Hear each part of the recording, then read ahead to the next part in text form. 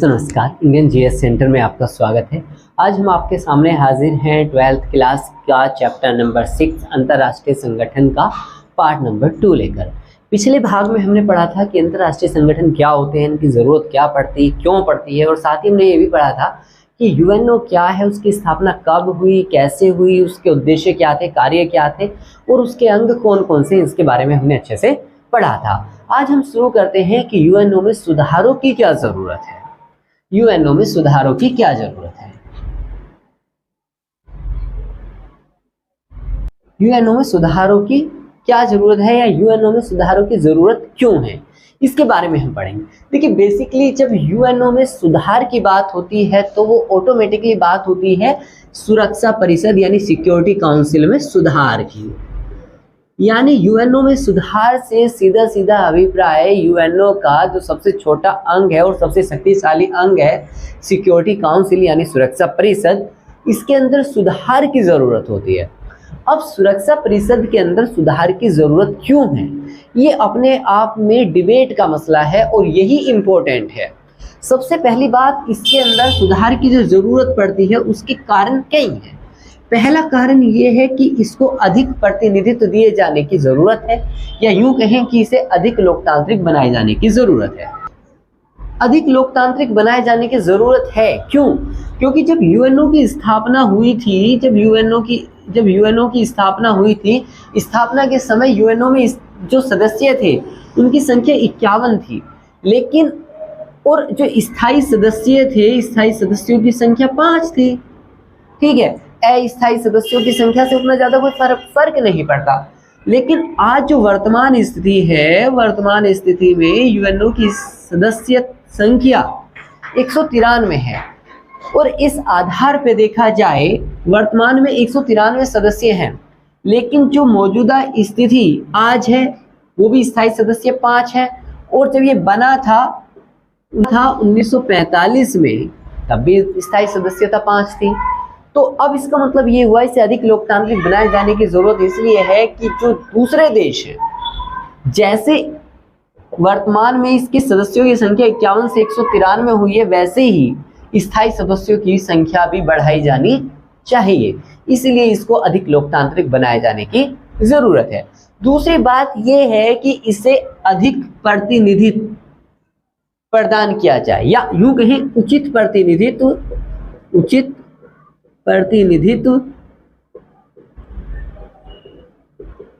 प्रतिनिधित्वशाली संस्था इसको बनाया जाए। अब ऐसा सवाल क्यों उठ रहा है कि इसको उचित प्रतिनिधित्वशाली संस्था बनाया जाए?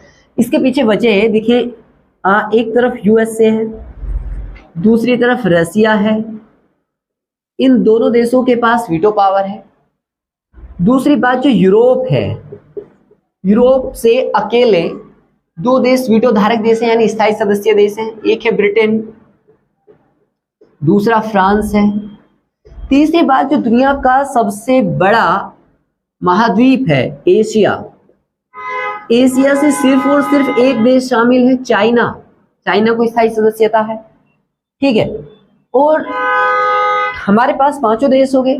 इसका मतलब ये हुआ दुनिया के अंदर जो क्या बोलते हैं महाद्वीप 7 हैं।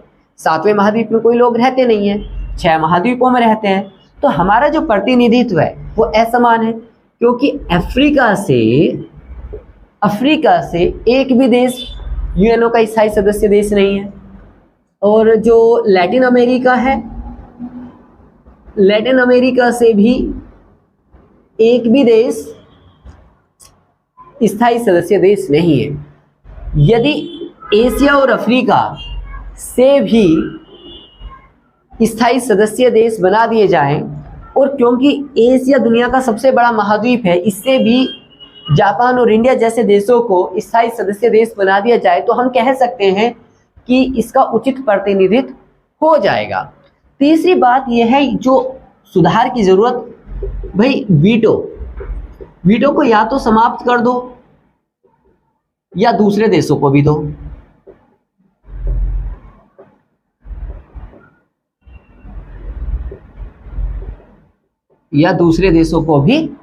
ऐसा क्यों कहा जा रहा है? ऐसा इसलिए कहा जा रहा है जब यूएनओ की सुरक्षा परिषद के अंदर कोई प्रस्ताव शांति से, युद्ध से या इंटरनेशनल इश्यू से उठाए जाते हैं तो वीटो जो ये 5 धारक देश हैं जिसमें नाम है ब्रिटेन का, फ्रांस का, ठीक है, अमेरिका का यानी यूएसए, यूएसएसआर, ठीक है, और चाइना, ये देश अपनी चलाते रहते हैं। ठीक है, ये देश अपनी चलाते रहते हैं, परिणाम स्वरूप कोई बेहतर डिसीजन नहीं लिया जाता या फिर लिया जाता है तो इन्हीं के हक में लिया जाता है। जबकि देश 193 है, 193 देशों का प्रतिनिधित्व नहीं हो रहा है। तो इसका मतलब ये है जब वीटो काम नहीं कर रहा है दुनिया के लिए तो वीटो को समाप्त कर दिया जाए, या फिर जो दुनिया के दूसरे देश हैं जैसे कि इंडिया है, जापान है, ठीक है, ब्राज़ील है, साउथ अफ्रीका है, ऐसे देशों को यूएनओ में स्थायी सदस्यता दे दी जाए, अदरवाइज वीटो को समाप्त कर दिया जाए तो सुरक्षा परिषद के अंदर सुधार हो जाएगा। चौथी बात यह है कि जो अमेरिका है उसकी दादागिरी खत्म करी जाए, उसकी दादागिरी खत्म की जाए, क्योंकि जो अमेरिका का इतिहास रहा है वो एक स्वार्थी देश है, सब जानते हैं। दूसरी बात, वो दुनिया का रक्षक बनता है मगर अपने स्वार्थ के लिए जो अंतर्राष्ट्रीय नियम हैं, कानून हैं, कायदे हैं, प्रक्रियाएं हैं, चाहे यूएनओ के ही क्यों ना हो, वो उनको ताक पे रख देता है। जैसे कि हमने देखा 2003 में बहुत सारे यूरोपीय संघ के देश और दूसरे उसके खुद मित्र राष्ट्र अमेरिका के खिलाफ थे कि वो इराक के खिलाफ हमला ना करे, मगर अमेरिका ने, यूएसए ने इराक के खिलाफ हमला किया। इससे यह सिद्ध हो गया कि अमेरिका अपनी दादागिरी चलाता है और अंतर्राष्ट्रीय कानूनों की, नियमों की, प्रक्रियाओं की धज्जियां उड़ा देता है। तो उसकी दादागिरी खत्म होनी चाहिए ताकि अंतर्राष्ट्रीय स्तर पर जो एक बायलैटरल है या फिर यूं कहें बायपोलर सिस्टम चल रहा है वो ठीक से काम करे और अमेरिका की दादागिरी नहीं चले। पांचवा जो इसमें सुधार की जरूरत है वो इस बात को लेकर है कि फैसले यूएनओ की सिक्योरिटी काउंसिल में बहुमत के आधार पर हों, बहुमत के आधार पर निर्णय किए जाएं। बहुमत के आधार पर निर्णय करने का मतलब ये है जब सुरक्षा परिषद के अंदर कोई प्रस्ताव रखा गया है, चाहे तो वो युद्ध के रिगार्डिंग है, चाहे वो शांति के रिगार्डिंग है, चाहे वो अंतर्राष्ट्रीय किसी मसले को लेकर है, तो उसमें डिसीजन मेकिंग की पावर का इस्तेमाल वीटो धारक देश ही ना करे, बल्कि क्योंकि सुरक्षा परिषद में जो सदस्य संख्या वो 5 है, 15 है, और इन 15 के आधार पर, बहुमत के आधार पर डिसीजन हो। इसका मतलब ये हुआ कि अधिकतम लोग जो 15 सदस्य हैं उनमें से अधिकतम किसी मुद्दे के या तो पक्ष में हो या खिलाफ हो, तो इस आधार पर डिसीजन लिया जाए, ना कि इस प्रकार से कि 4 तो स्थायी सदस्य हैं वो किसी फैसले के पक्ष में वोट कर रहे हैं और 10 के 10 अस्थायी सदस्य भी, 10 के 10 अस्थायी सदस्य भी उसके पक्ष में वोटिंग कर रहे हैं, मगर एक वीटो धारक आता है और वो इसके अगेंस्ट कर देता है। परिणाम स्वरूप जो प्रस्ताव है वो गिर जाता है, यानी उस पर कोई कार्यवाही नहीं होती। इसका मतलब ये हुआ 14 देश मामले के पक्ष में थे, लेकिन फिर भी एक वीटो धारक ने आगे उसके खिलाफ वीटो कर दिया और मामला खत्म। तो ऐसा नहीं होना चाहिए। बहुमत के आधार पर डिसीजन हो, मैक्सिमम वोट अगर किसी चीज के खिलाफ है या पक्ष में है, इसी आधार पर डिसीजन लिए जाए। ये था पूरा का पूरा कि यूएनओ में सुधार की जरूरत क्यों पड़ती है। आपको ये क्लियर हो गया होगा अच्छे से। यहाँ पे इंपॉर्टेंट बात ये है कि यूएनओ को अधिक प्रासंगिक का मतलब होता है अधिक महत्वशाली या अधिक महत्वपूर्ण संगठन बनाने के लिए कौन से उपाय किए जाएं या कौन से उपाय किए गए हैं अब तक। तो देखिए, सबसे पहली बात तो ये है कि यूएनओ को अधिक प्रतिनिधित्वशाली या अधिक प्रासंगिक संगठन बनाने के लिए सन 2005 में उपाय सुझाए गए थे, जब यूएनओ के जो महासचिव थे वो कोफी अन्नान थे। यानी यूएनओ को अधिक प्रासंगिक बनाने के लिए जो सबसे पहली बार उपाय सुझाए गए वो 2005 में सुझाए गए थे, जब यूएनओ के महासचिव कोफी अन्नान थे। कोफी अन्नान की टीम ने 2005 में सुझाव दिए कि यूएनओ को अधिक प्रासंगिक बनाने के लिए कुछ खास कदम उठाए जाने चाहिए। इनमें जो पहला कदम उठाने की सिफारिश की गई थी वो कदम था कि यूएनओ में एक शांति संस्थापक आयोग बनाया जाए। अब ये शांति संस्थापक आयोग बनाए जाने की जरूरत क्यों पड़ी, जबकि यूएनओ खुद दुनिया में अमन, चैन, शांति, सुरक्षा लाने के लिए काम करता है। तो एक अलग से शांति संस्थापक आयोग बनाने की जरूरत क्यों पड़ी? इसके पीछे वजह ये थी, जो ये वीटो धारक देश हैं ये अपने अपने पक्ष में डिसीजन लेते रहते हैं या डिसीजन लेने के लिए प्रोत्साहित करते रहते हैं और कोई फैसला नहीं लिया जाता। फॉर एग्जाम्पल, हमने देखा शीत युद्ध के दौर में सबसे ज्यादा यूएसएसआर ने वीटो किया, उसके बाद जो वीटो सबसे ज्यादा किया है वो अमेरिका ने किया। और एशिया में देखें तो भाई, क्योंकि चाइना वीटो धारक देश है, तो चाइना ने भी अपने हितों के लिए मैक्सिमम बार वीटो का इस्तेमाल किया, इसलिए कोई विशेष काम नहीं हो पाया। इसी चीज को, जो ये दुराचारी थी या यूं कहें कि ये दुश्वारी थी यूएनओ के अंदर कि शांति की स्थापना करने के लिए कोई खास काम नहीं कर पा रहा था, तो कोफी अन्नान की टीम ने ये सुझाया कि एक संस्थापक जो शांति की स्थापना करेगा, ऐसा आयोग बनाया जाए जो कि सुरक्षा परिषद से अलग रह के काम करेगा और इसकी पूरी वैल्यू होगी। सेकंड सुझाव ये था कि एक मानव अधिकार परिषद बनाई जाए। ताकि दुनिया में होने वाले मानवों के अधिकारों का जो हनन हो रहा है, उनके साथ जो अत्याचार हो रहा है, जुल्म सितम हो रहा है, उसको रोकने के लिए यूएनओ की ये परिषद विशेष रूप से काम करेगी। और इसने काम करना शुरू भी कर दिया जून 2006 से। तो ये इसका सुझाव था जो सक्सेसफुल हुआ और आज ये बहुत अच्छे से काम कर रहा है। तीसरी बात ये थी उपाय सुझाने के लिए, ताकि यूएनओ अधिक प्रासंगिक बना रहे, कि जो इंटरनेशनल टेररिज्म है यानी अंतर्राष्ट्रीय आतंकवाद को रोका जाए। अंतर्राष्ट्रीय आतंकवाद को रोकने के लिए यूएनओ के सभी देश मिलकर काम करें, और ताकि दुनिया के अंदर खुशहाली, चैन, शांति, सुरक्षा है। क्योंकि आतंक के माहौल में या डर या खौफ के माहौल में कोई विकासात्मक काम नहीं किए जा सकते।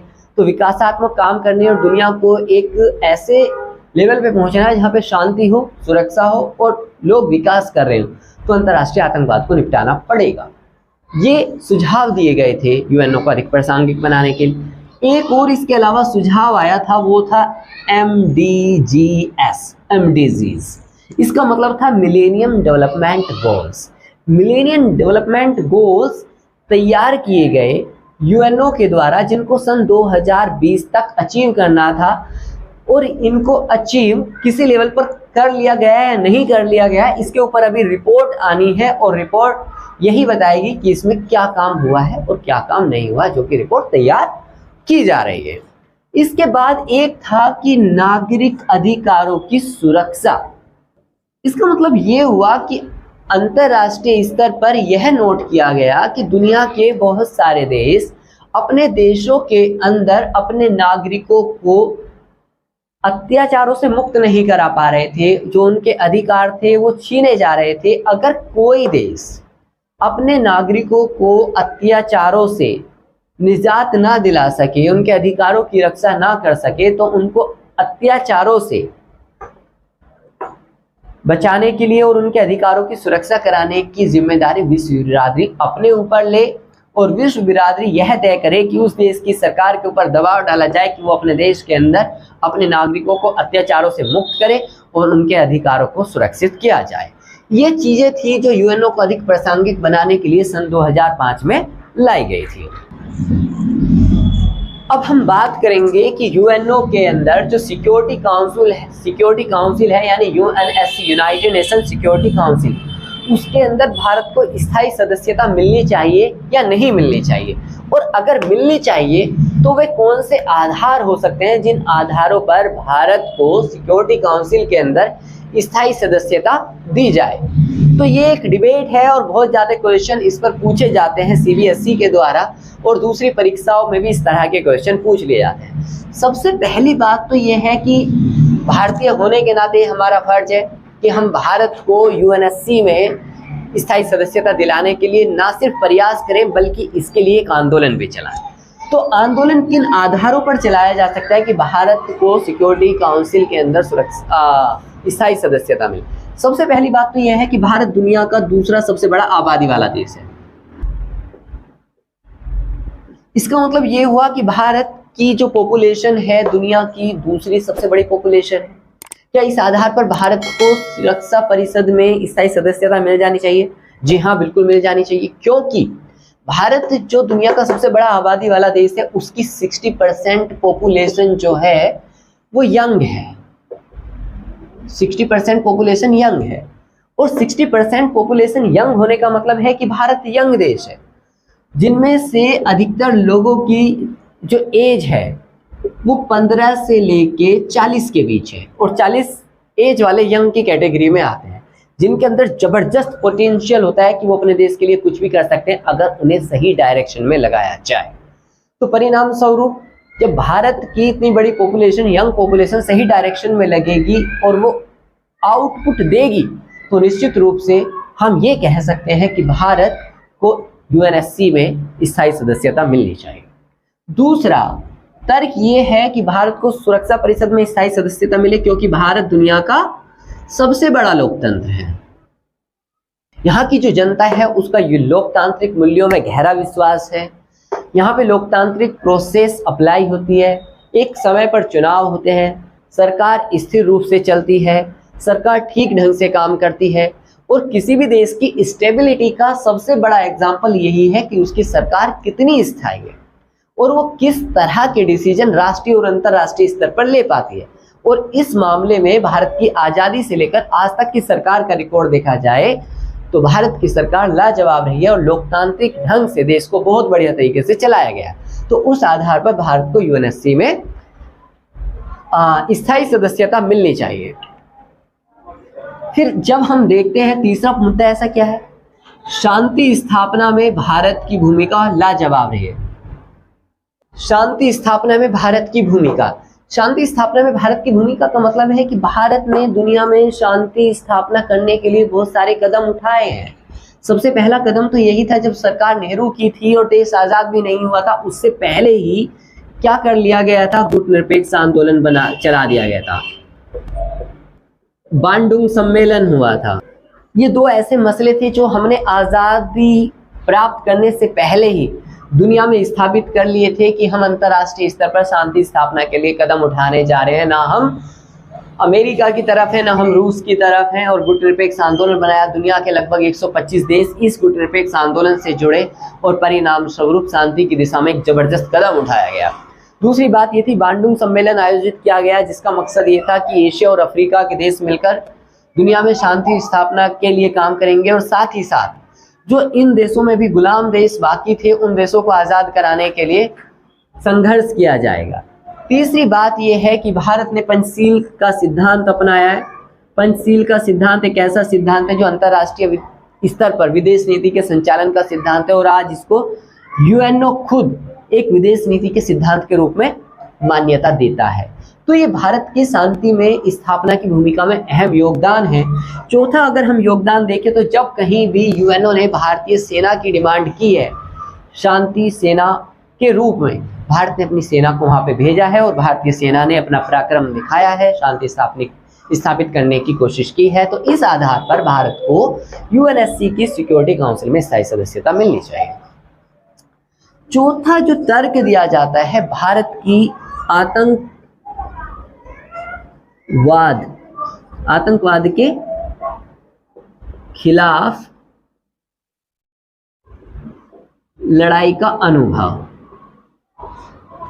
इसमें हम ये कह सकते हैं जब से भारत आजाद हुआ है तब से वो अंतर्राष्ट्रीय आतंकवाद को झेल रहा है, चाहे वो पाकिस्तान की तरफ से हो या बांग्लादेश की तरफ से, और भारत ने बखूबी अंतर्राष्ट्रीय स्तर पर आतंकवाद का सामना किया है। और जो यूएनओ की अंतर्राष्ट्रीय आतंकवाद रोधी संस्था है उसका सदस्य होकर भी उसने अंतर्राष्ट्रीय आतंकवाद को काबू करने में काफी महत्वपूर्ण भूमिका निभाई है। तो इस आधार पर हम कह सकते हैं कि इसको सुरक्षा परिषद का स्थायी सदस्य बनना चाहिए।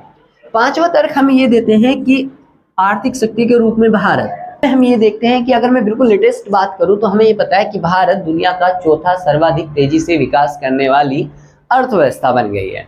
और ऐसी स्थिति में हम इसके पिछले रिकॉर्ड में नहीं जाएंगे कि कैसे विकास किया है, कितना किया, लेकिन मौजूदा स्थिति में ये फैक्ट है कि भारत चौथी सबसे तेजी से विकास करने वाली अर्थव्यवस्था बन गई है। और उस हिसाब से देखा जाए तो भारत को सुरक्षा परिषद में स्थायी सदस्यता मिलनी चाहिए।